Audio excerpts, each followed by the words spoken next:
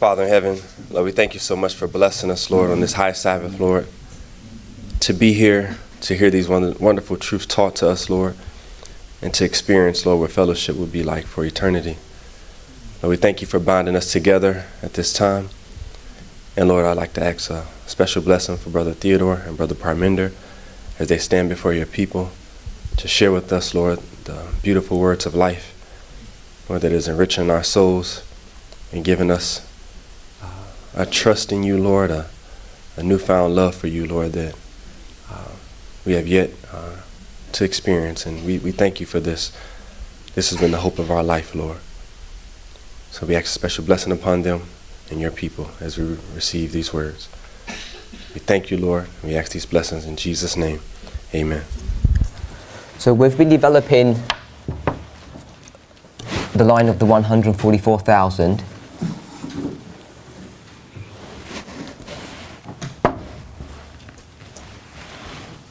And we've seen that it begins at the time of the end in 1989. It goes to 9/11, the Sunday Law, the close of probation, and the Second Advent. And we've overlaid an agricultural model on top of that.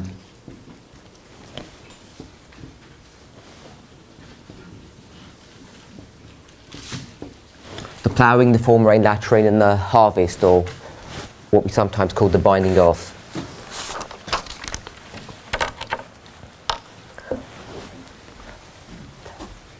The reason why we want to anchor ourselves at this line is because we have so much information about the events that are going on.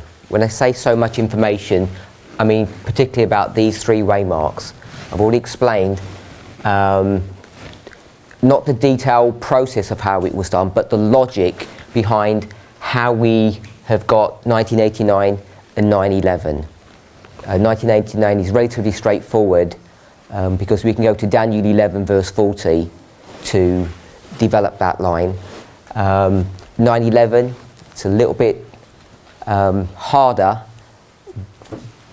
but I think most of us understand some of the logic. We've gone to Revelation 7, Revelation 9, we've gone to some Spirit of Prophecy quotes, Testimonies to the Church, Volume 9. Now my sister doesn't like me using this one, Life Sketches for 11, because he's reviewing Herald article. I can never remember the date. July 5th, 1906. I always had the year, but I always forget the month. So we should really go back to that article, because Life Sketches is just a clip of that whole article, so you don't get the context of what she's actually addressing. So that's the logic for creating those two waymarks, and I'm saying they were developed from an understanding that Ellen White's going to give us, that this would be 1844 and this would be 1798. I've already said, as soon as you start doing this, it causes some people some trouble because they can't see how you can relate 1844 with 9/11. They can't see the connection there. So I'm not going to talk about that, but I just want to for us to observe that 1844 has caused us problems, if I can just say it that way. Now we know that the Millerites, they understood October 44 to be a close of probation, and what we mean by that would be a judgment which was executive. They thought that the earth was going to be destroyed by fire. We know that they were wrong in that assertion, because this would be the Millerites, because the Spirit of Prophecy is going to say that this is not a close of probation, this is the beginning of the investigative judgment of the dead. And so this is the Spirit of Prophecy.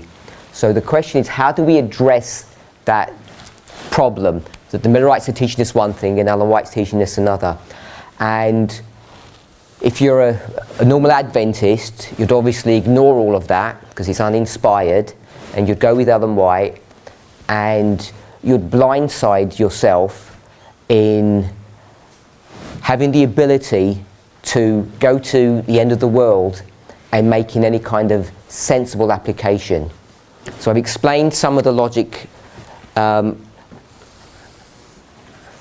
When I say the logic, I'm not saying this is the only way to do this. This is just an explanation that I'm offering about how we can approach, how we can understand what's happening here for us at the end of the world. I'm not saying it's the only way to do it. So I'm not saying this is how the movement did it, or how the movement should do it, or how you should. So if I were just to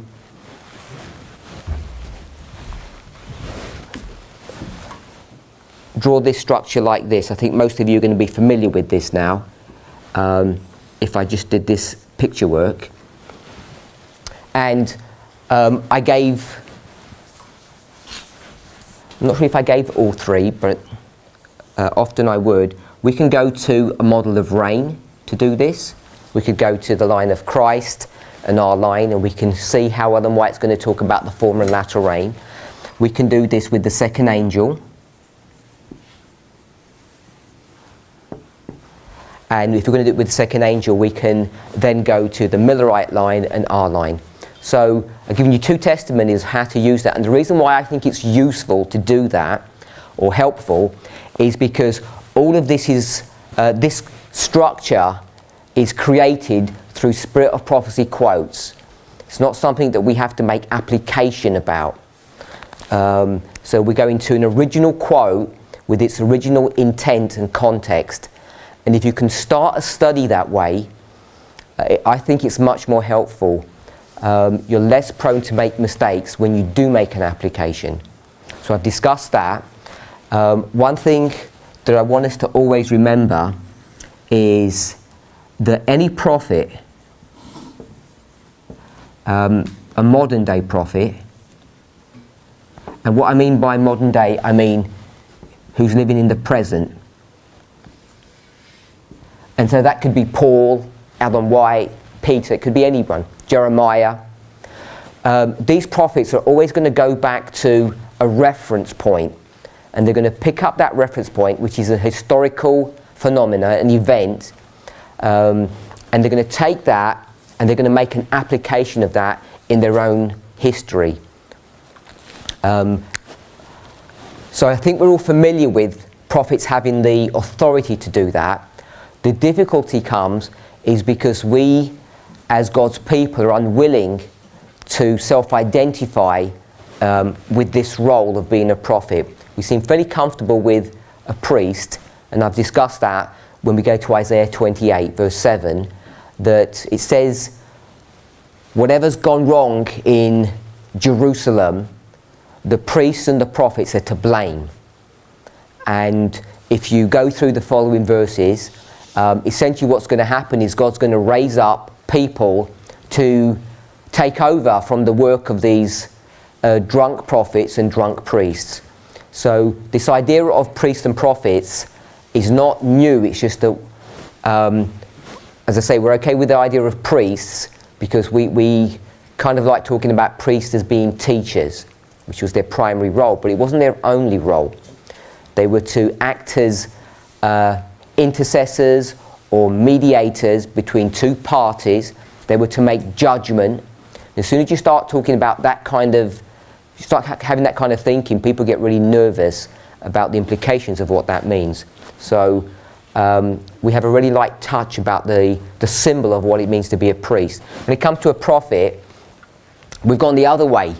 We take this hard-line prophet. Are we suggesting that we have dreams and visions, that we don't make mistakes because whatever we're saying is a direct revelation from God? But we know there are two types of prophets. There are those who have special illumination, and those who, like William Miller, who is typified as Moses as an example, or as Elijah, that there are these two types of prophets. So when you come to priests, we've taken a very soft line, and when it comes to prophets, we've taken a very hard line. But there is a balance between them. So it's this concept of being a prophet where we can now make application of inspiration that allows us to take certain Spirit of Prophecy quotes and redefine them in a way that Ellen White did not do. Now, as soon as you start doing that, you can imagine how dangerous it is. So people object to us doing that. So if you're going to attempt to do that, and what I mean by that, it's not that let's start doing it now. We've been doing this for almost 3 decades. We've been doing it for a long time, but people have not noticed. People haven't realized that's what we're doing. So I'm saying when you can build a model that you can see most of it is built upon spirit prophecy quotes that you're not adjusting or making applications about, then when you do make the application, then you're on pretty safe ground because you're allowing these structures to guide you. People are going to object today that we allow the lines to take precedence over inspiration, and I strongly refute that. I don't think it's true, and this is an example to show that it's not true. I've given you 2 witnesses, and in each one of those histories you're going to end up having 6 waymarks. And remember I said if you take a verse, most verses, most ideas that a prophet gives are going to be talking about the end event, and the prophet who's in the present is going to try and understand what's happening in their own history, their own dispensation. So it's this one here that we're looking for, this waymark, more often than not. And you can build that based upon all of these events. And I've given you 2 testimonies, but in each one there are 2 testimonies. There's 1 and there's 2. There's 2 testimonies. So you can see that using this methodology you can ensure that you're probably not going to make mistakes. If you're careful, you won't make mistakes. Then what you can do once you develop this logic and you say, well, I think it's this, you take something such as a construction model or a marriage model or an agricultural model, and if you overlay it, then, and it fits, you have so many witnesses to know that what you're teaching is true. And really, if, upon the testimony of a thing is established, you know that everything's okay. So the point I wanted us to get from that is, I think without a recognition that we are taking inspiration and applying them in a way that the original author probably didn't intend, what we end up saying is, we'll read a Spirit of Prophecy quote or a Bible quote, and we end up manipulating them, taking them out of their context. And you know, it's okay to do that in a family setting like this, where no one's going to complain, because you give us poetic license, not prophetic license, poetic license. But when you go out into the harsh world, you're not going to get away with doing that. What is a wonder to me is how all of us actually got here. If you think about it, it's actually a miracle, because we claim to be students of prophecy, people who are really interested in studying their Bibles. We make a distinction between us and Laodicea, who don't really study much, and I would argue now most of us weren't studying properly when we came into this movement, because we got given quotes that were applications out of context, not all the time, but quite often they were taken out of context from the original setting, and we bought into that hook, line and sinker. We bought into that. If you've seen the last, I think 2 or 3 classes that we did, I gave an explanation for that. It was taken from, I think, 1SM 206, the passage that I've addressed a few times at camp now, but we went into that passage quite extensively. It's about the foundation of our faith. And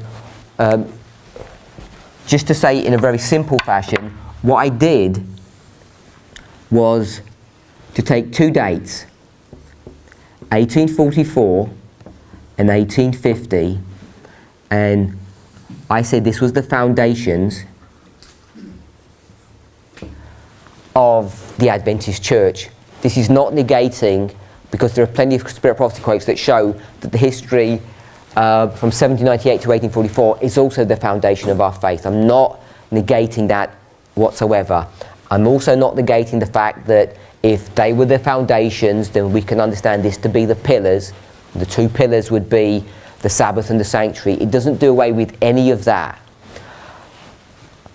But what I wanted to identify here is when this foundation was created compared to this one, and they're really the same foundation because these charts are the same chart. There's no new information on there except for the sanctuary and the Sabbath, the new light that they had.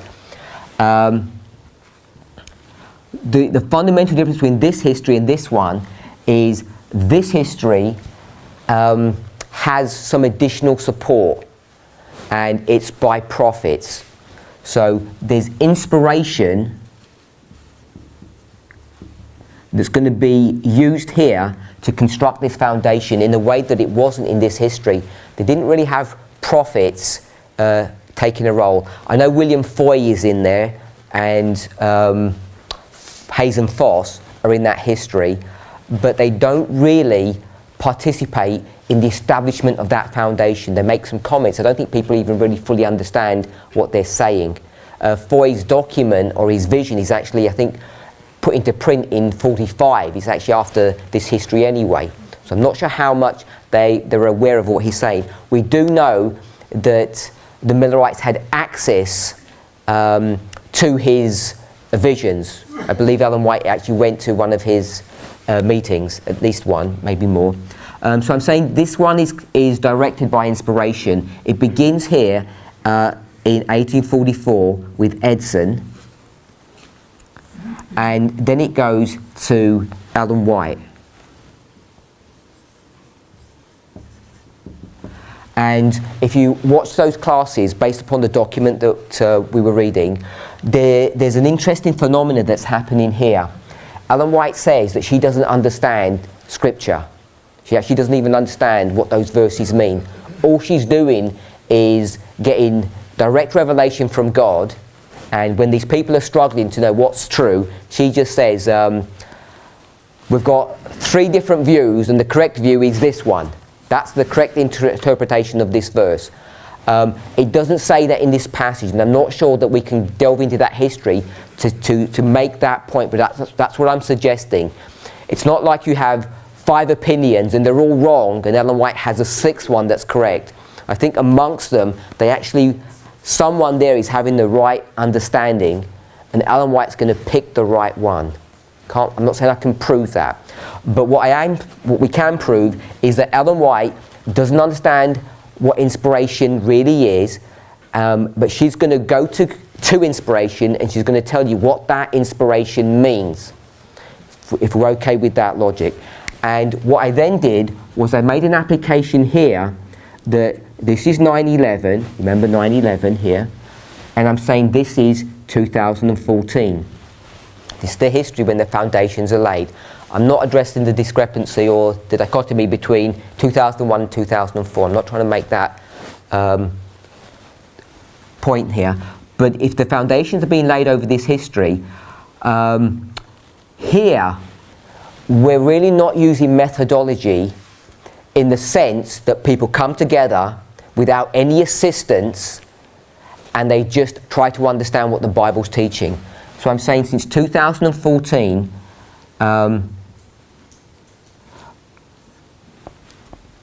when this idea of methodology is really beginning to have traction, and you know that's what's happening today, is that we're getting really focused upon what the Bible or Spirit Prophecy is saying and trying to go back and understand what we have done in this history. In this history here, we just said, take any quote you want and we'll tell you what it means. When I say we, I'm not trying to apply it to particular individuals or to the movement in general, but what I want to say is there's a distinction between these 2 histories. So if you were to go to Testimonies of the Church, Volume 9, you begin from page 11, the enemies of God are consolidating their powers and they're going to prepare for this great thing. We're now in the time of the end. If you see contextually what she's talking about, I'm making the suggestion, if you go ahead and read the passages where we were talking that it's a direct reference to 9/11, I don't think it was. I think it's a direct reference to the close of probation, the history there. But what we did in this history is someone stood up taken this role and says that passage means this thing. And what happened was everybody coalesced to that understanding, which is exactly the role that Ellen White plays in this history. You have all these variant views, nobody knows what direction they're going in. She stands up and she says, let me tell you what this verse means. And everybody says, we agree. And so you had an agreement, a coming together, or what we might call an assembling of a foundation that was directed by inspiration. Now, I understand the implications of what I'm saying. I'm sure all of you do as well. But when you come to this point, the dynamics are different. I'm saying this, if I can say it this way, this prophetic gift is not there now, and I understand about the restoration of the gifts. I'm not trying to make that point, but here we're kind of left to our own devices. The role of Ellen White is going to be different, because here she says she doesn't understand. She says no understanding. And what did she say after that? She says my mind was opened, and now she can understand the Bible just as well as anyone else. So now she understands. If you haven't watched those studies, I think it's worthwhile you watching them. And the reason I'm saying that is because I think, and that's just one passage, if you went somewhere else you could find a reinforcement of this structure that's been developed here, that this explains what it means to be a prophet and the role of prophets in this movement and how they have operated, or how the movement operates as a prophet. Here we're taking inspired quotes. We don't fully understand what they mean. We just say they mean this thing. And we say it with such authority that it creates a movement. I'm not arguing that the movement isn't created from back here, from 1989, but there's a difference between this history and this history. Once that foundation is laid, all we're doing now is essentially preparing ourselves to give the loud cry to the Nethinims and the Levites, but we're not relying upon this almost direct revelation of what a quote means. Because if someone says that quote means this, now we're saying, hold on, let's really start applying William Miller's rules seriously. Let's look at what the verse says. Let's look at the verses that follow and precede it, the chapter, the structure of the book. So once we start doing that, we're not using this same kind of thought process. And Ellen White says she understands Scripture as well as anyone else. So I want us to understand this concept about the foundations and the methodology. This has implications of what it means about what the foundations are, the construction of the temple, which I'm not going to go into, but it has ramifications on that, which I think will open up as time goes on. So hopefully that makes sense. It explains what I'm talking about when we speak of prophets.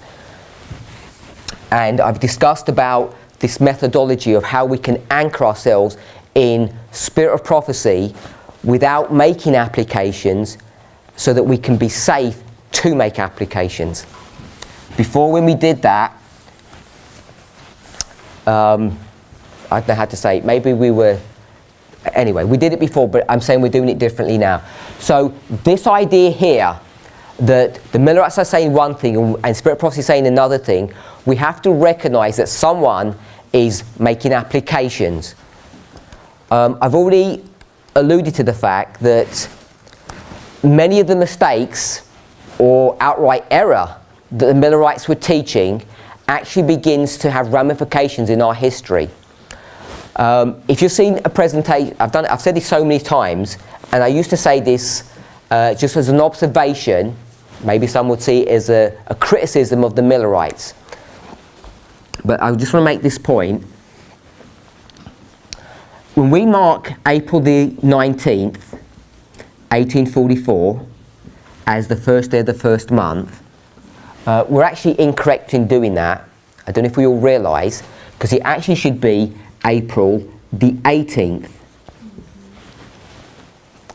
And the reason for that is because the Millerites let me step one back. I should have done this probably a different way. Just to call this the first day of the first month, this is the spring. So without getting into the complexities of calendars, which I'm not intending to do, this would be January and this is December.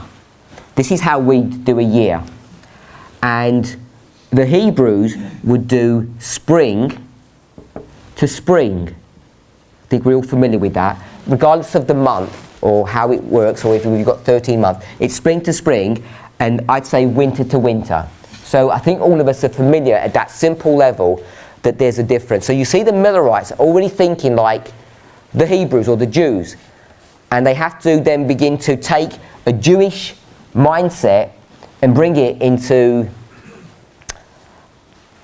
the 19th century, which is a Roman era or a Gregorian era. So they're going to mix these calendars. So they're already thinking like this. So when they say the first day of the first month, they're thinking this way. Now, their thinking isn't just about the years, it's also how days work. So they already know that a day begins at sunset and ends at sunset. So we're all familiar with that, hopefully. If you're not, then I'm stating it as a fact, that the Millerites knew when a day starts. So it's April the 18th because it's at sunset, or in the evening of the 18th, and then it goes all the way through the day part of the 19th, and then it ends sunset on the 19th. And the reason they would say the 19th is because they would say this is the civil day, which means essentially not some kind of government day. I guess you could argue that, but they're saying this is what everybody understands as the day, so we'll just call it the 19th. So if we just run all the way here to October 22nd, which is the Day of Atonement, 10th day of the 7th month, all I want to pick up is when would that day end? It would end at sunset. Now I'm not sure exactly what time sunset is in October in the eastern seaboard of the United States, but I'm saying, say it's approximately 7 p.m. I think that's probably too late, it may be earlier, but I'll just say 7 p.m. in the evening. So it would have begun the day before on the 21st of October. That was the last day. So by the time they get to 7 p.m, the day's ended. So what should they have known? Because Christ hasn't come back at 7 p.m. They would have known their message has collapsed. It's all failed. But what did they do? The record's clear. I think I've got the quote here. Let me read this to you, if I've kept it. This is from Danste's book, The Foundations of the Seventh-day Adventist Message and Mission. The coding for this is awkward. So if you've got the book, it's on page 99. So if you don't have the book, and if you're going to go to a digital source, it's easier just to go and find Danste's book instead of giving the coding. So this is page 99 of Gerhard Danste's book. I think we should all be familiar with that book. He says this, quoting from, let me see where he quotes from. This is a document by James White. It's a manuscript, so I'm just going to quote from here. He says, "Our expectations were raised high, and thus we looked for our coming Lord until the clock tolled 12 at midnight. The day had then passed, and our disappointment became a certainty." So I just stopped there. He explains it. It's quite interesting. So they wait till midnight. Now, I've made this point. How could they have repudiated their faith?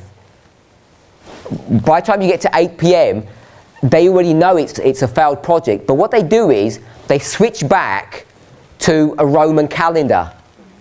And I'm saying that's a rejection of their faith. They wait till midnight and they say, according to the Romans, according to this new calendar, we can wait till midnight, and when it's done, when he didn't come, then it's finished.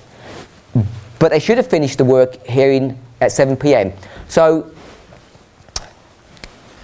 I think Elder Jeff, in his board work, I think it was yesterday, based upon what Brother Theodore was speaking about, they mentioned October the 13th, which is the year 2018, and they went 391 days and a half, and it takes you to 2019. and then it goes to November the 9th. Is that right? Yep. And this was at noon.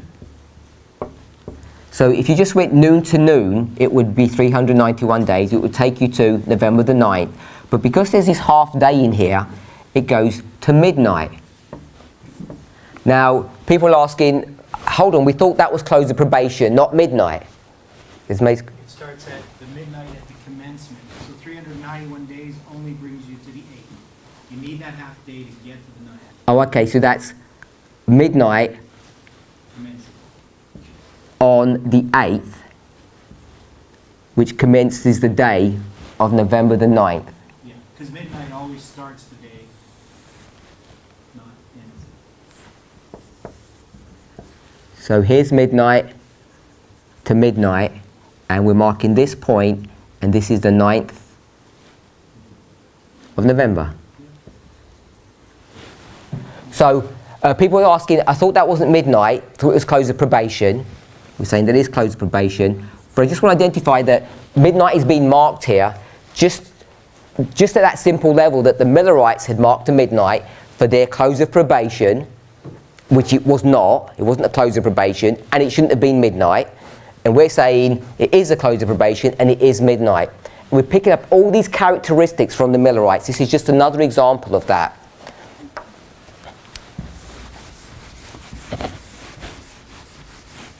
I don't know how many other little tricks and turns that the Millerites had embedded into their message that we haven't really gone back and double checked on, that we're still going to find they said something wrong, they said they weren't sure about, that we find that is correct. I mentioned October 13th here.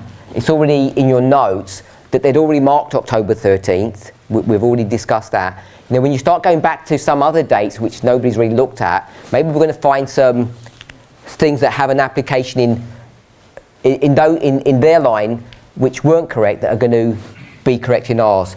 So I think I gave about 3 or 4 examples, three examples, and there's another one here that everything that they did wrong ends up being right. And I'm arguing that's why Ellen White, and I know midnight or anything isn't on this chart, but when she says don't change the chart, I think that's not just literally don't change it, that's a code word of saying don't touch that foundation. Don't play around with it, because everything that was done there was, I'll say it this way, in God's order, whatever that may mean to you, because we wanted to have a permanent record of that so that at the end of the world, when we reference back to that information, it wasn't destroyed or eradicated.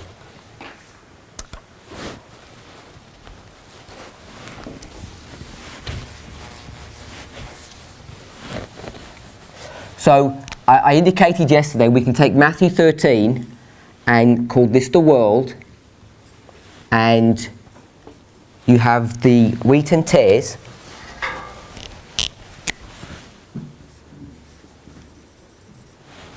and they get cut off and these get burned into bundles, and I'm saying this is the 144,000 or the church, because this is the line of Adventism here at the end of the world. I want to read a statement that's connected to this.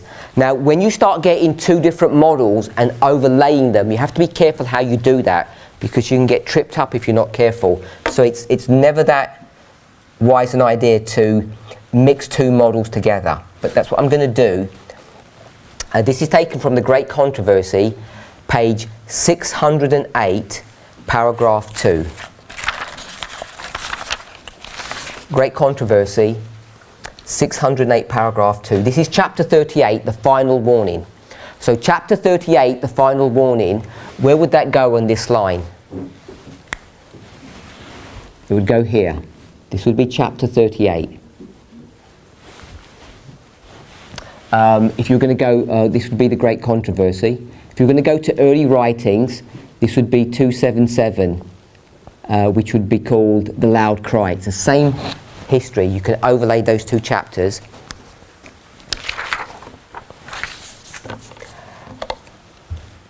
As the storm approaches, a large class, let me see if I want to go back.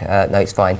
As the storm approaches, a large class who have professed faith in the third angel's message but have not been sanctified through obedience to the truth abandon their position and join the ranks of the opposition. By uniting with the world and partaking of its spirit, they have come to view matters in nearly the same light, and when the test is brought, they are prepared to choose the easy, popular side. Men of talent and pleasing address, who once rejoiced in the truth, employ their powers to deceive and mislead souls. They become the most bitter enemies of their former brethren. When Sabbath keepers are brought before the courts to answer for their faith, these apostates are the most efficient agents of Satan to misrepresent and accuse them, and by false reports and insinuations to stir up the rulers against them. The reason why I don't like camp meetings is because I'm already guiding and directing you of where we're headed, and the problem is you don't have an opportunity, a proper opportunity to actually think about what I'm saying. And by the time it goes from my mouth into your ears and goes into your brain, you begin to make connections. It gets quite difficult to undo that information. So I've already directed you to say, this is chapter 38, it's in this history. Therefore, the implication is everything that we're reading, which I've just read here from 608, is in that history. But you have to read this really carefully, because there are other people who are going to say that this passage is a flashback. Now, I don't know if we all know what a flashback is. If you're here in the present and you have a flashback, a flash I'm going to call is a memory, which is back. And so you're going to go back into this state, this thing, and say, this, and this. And by the way, this happened in the past, and then you're going to go back and continue your story. So Ellen White does do flashbacks. I'm not saying that she doesn't. I'm suggesting this is not a flashback, this paragraph. But there are people, people well versed in the spirit of prophecy who would suggest otherwise. Now, the difficulty comes, if I can just sort of explain some of the thought process that all of us should be thinking about, is how do we know where to place 608 paragraph 2? How do we know where we're going to do that? Are we going to just read it in its context and say, well, we think it's here, and then we're just going to state it as a fact? Or do we say, well, let's look at a structure, a line, to help guide us and direct us of when that's going to happen? How would we approach this problem? This is where people begin to question our methodology about who's running the ship. Is it the quote or is it the line? I think it's a false argument. I'm saying this quote, so we're all clear, is talking about this history in the Sunday Law. It's a Sunday Law quote. And I'm going to explain why people come to different conclusions. As the storm approaches, so the storm, some people are going to say the storm is the Sunday Law. That's what their argument, that's what this argument would be over. What is that storm that she's speaking about? I'm suggesting the storm is this. The plagues. Others would say no, the storm is the Sunday Law persecution.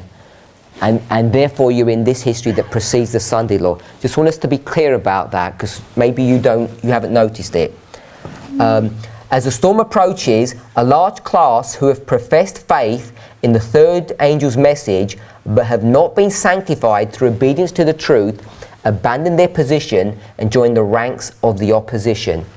So I'm saying this is in this history here, and if you've got a group of people that are running through history here,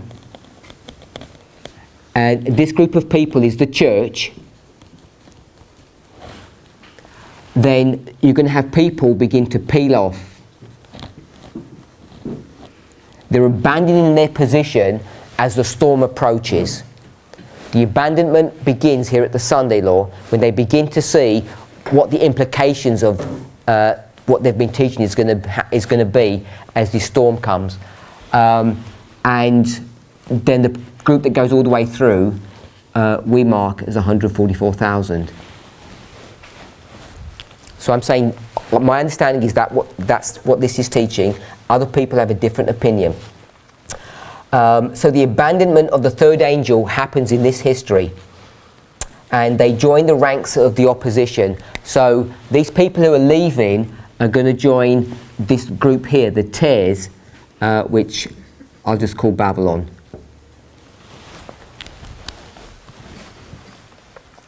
By uniting with the world and partaking of its spirit, they have come to view matters in nearly the same light. So I'm suggesting that it's in this history here that they joined the world.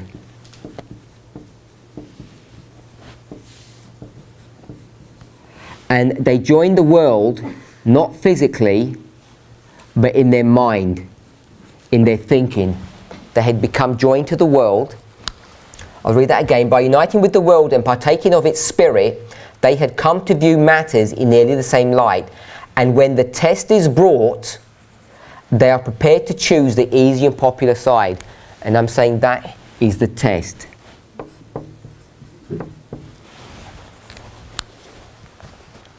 Men of talent and pleasing address, who once rejoiced in the truth, employ their powers to deceive and mislead souls. They become the most bitter enemies of their former brethren. When Sabbath keepers are brought before the courts to answer for their faith, these apostates are the most efficient agents of Satan to misrepresent and accuse them, and by false reports and insinuations to stir up the rulers against them. In this time of persecution, the faith of God's servants will be tried. To the next paragraph. They're faithfully given the warning, looking to God and to His word alone. God's Spirit moving upon their hearts has constrained them to speak. Stimulated with holy zeal and with a divine impulse strong upon them, they entered upon the performance of their duties without coldly calculating the consequences of speaking to the people the word which the Lord had given them. So I won't read any more. So let me summarize what I'm saying here. We've got the agricultural line here. The wheat and tares are going to be separated here in the harvest. But if you overlay what Ellen White has just spoken here, the church is running through this history. In the period of the former reign, when we were supposed to perfect Christian character, there's another group who have essentially imbibed the philosophy and thoughts of the world. But they're not really doing anything about it. When the test comes, and they begin to see the implications of where this is headed and the pressure begins to build, they begin to abandon their position and they join the ranks of the enemy. So this is how the 144,000 are going to come to exist in the way that we normally understand them, the people who are going to be translated here at the end of the world. Just want to read another passage to you that speaks to this. This is taken from early writings. It's the chapter called The Shaking.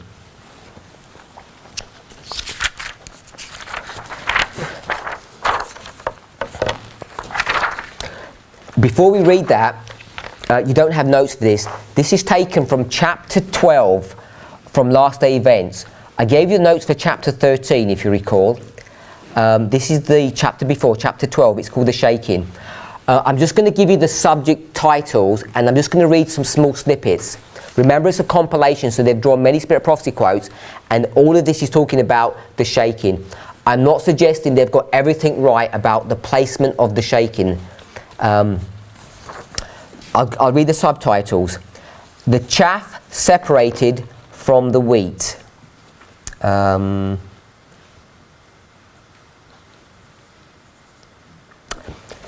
Divisions will come in the church. Two parties will develop. The wheat and the tares grow together for the harvest. Next one. Superficial believers will renounce the faith. The work which the church has failed to do in the time of peace and prosperity, she will have to do in a terrible crisis under the most discouraging, forbidding circumstances. The warnings that worldly conformity has silenced or withheld must be given under the fiercest opposition from enemies of the faith. And at that time, the superficial conservative class, whose influence has steadily retarded the progress of the work, will renounce the faith. So she mentions here this worldliness, and then she says the warning that worldly conformity is silence or withheld must be given under the fiercest opposition in this history from enemies of the faith. And then she says, at that time, the superficial conservatives. Now, there's a note from the compilers who are going to tell you what a superficial conservative is, because sometimes we have a wrong idea.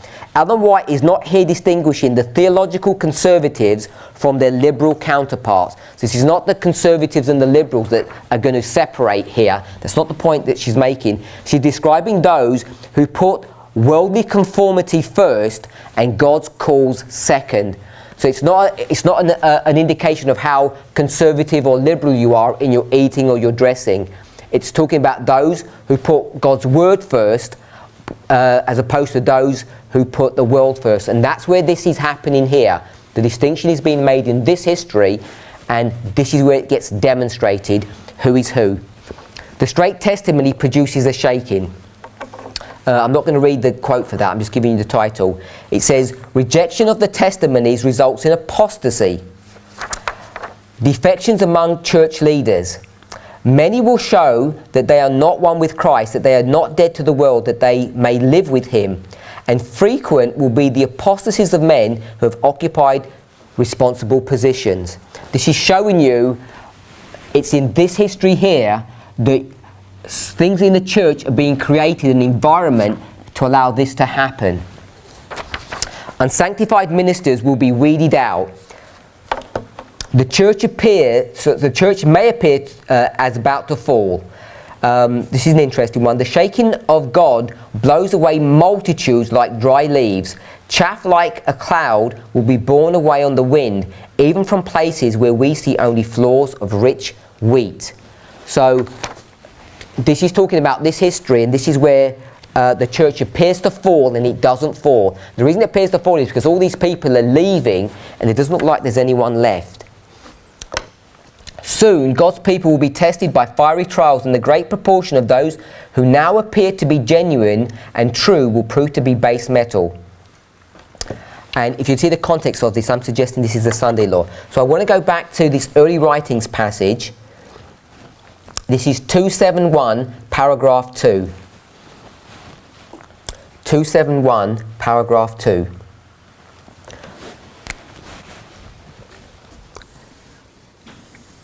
She speaks about a platform or a foundation, and God's people are standing on this platform. She talks about a dark cloud overshadowing them, some people looking up and some people not looking up. She sees about the work of God and how he assists and helps this group, that the cloud leaves them, and then this group are essentially enveloped in darkness. And that's the preamble of what we're about to read. No, that was a little bit fast. The numbers of this company had lessened.